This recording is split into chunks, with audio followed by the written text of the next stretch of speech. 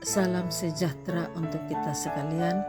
Renungan firman Tuhan pada hari Rabu tanggal 11 Februari 2026, Wahyu 2 ayat 12. Inilah firman Dia yang memakai pedang yang tajam dan bermata dua. Tema, jangan mendua hati.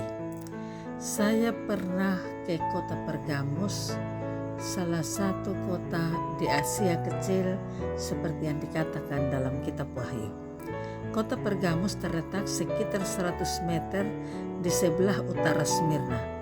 Dikenal sebagai pusat kebudayaan Yunani. Kepada jemaat di Pergamus, Tuhan memperkenalkan dirinya yang memakai pedang yang tajam dan bermata dua. Alkitab menyatakan bahwa pedang tajam bermata dua adalah firman Tuhan yang penuh kuasa dan kuat dan lebih tajam daripada pedang bermata dua manapun. Ia menusuk amat dalam sampai memisahkan jiwa dan roh, sendi-sendi dan sumsum. Ia sanggup membedakan pertimbangan dan pikiran hati kita. Ibrani 4 ayat 12. Firman Tuhan adalah pedang roh, Efesus 6 ayat 17, yang merupakan salah satu perlengkapan rohani yang harus dimiliki orang percaya dalam menghadapi peperangan rohani, supaya kita dapat bertahan melawan tipu muslihat iblis. Karena perjuangan kita bukanlah melawan darah dan daging, tetapi melawan pemerintah-pemerintah, melawan penguasa-penguasa, melawan penghulu-penghulu dunia yang gelap ini, melawan roh-roh jahat di udara. Efesus 6 ayat 11-12. Firman Tuhan adalah senjata untuk menangkal serangan-serangan iblis, menghancurkan siasat dan tipu muslihatnya. Pada waktu itu jemaat Pergamus sedang menghadapi masalah yang cukup berat, yaitu banyak bermunculan pengajaran-pengajaran sesat yang dengan sengaja menyampaikan ajaran-ajaran yang menyimpang dari Injil Kristus. Nilai-nilai kebenaran dikompromikan dengan tujuan untuk memuaskan telinga orang yang mendengarnya, karena akan datang waktunya orang tidak dapat lagi menerima ajaran sehat, tetapi mereka akan mengumpulkan guru-guru menurut kehendaknya untuk memuaskan keinginan telinganya. 2 Timotius 4 ayat 3. Jika kita tidak memiliki fondasi yang kuat, tidak berakar kuat di dalam firman Tuhan, kita dengan mudah diombang-ambingkan dan digiring keluar dari kebenaran. Oleh karena itu waspadalah supaya kamu jangan disesatkan. Lukas 21 ayat 8a.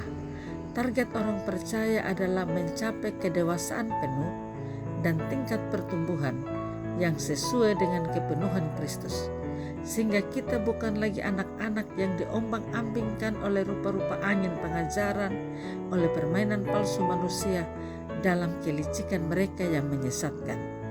Efesus 4 ayat 13. Firman Tuhan adalah senjata ampuh untuk melawan serangan iblis. Akan tetapi tidak semua buruk pada jemaat di Pergamus, dan tidak semua berlabel negatif. Tuhan Yesus mengakui bahwa mereka tetap setia dan tidak menyangkal iman mereka kepadanya. Bahkan pada zaman Antipas, saksi yang setia dihukum mati di kota Pergamus.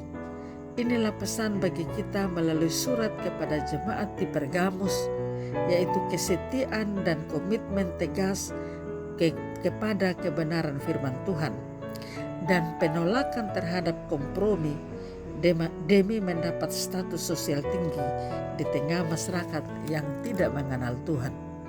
Inilah panggilan kita sebagai gereja Tuhan yang hidup di tengah-tengah dunia, setia mutlak kepada Allah dan kebenarannya. Tindakan menduakan Tuhan adalah sama dengan penyembahan berhala. Hal ini menyakitkan hati Tuhan, tetapi juga melecehkan kedaulatan dan kekuasaan Tuhan. Hukuman akan dijatuhkan kepada mereka yang melakukannya. Oleh karena itu, janganlah berlaku serong di dalam ibadahmu. Sikap Tuhan terhadap mereka yang menduakannya tidak berubah. Ia akan menghunuskan pedangnya yang tajam kepada kita, seperti yang ia lakukan kepada pengikut ajaran sesat. Amin. Mari kita berdoa.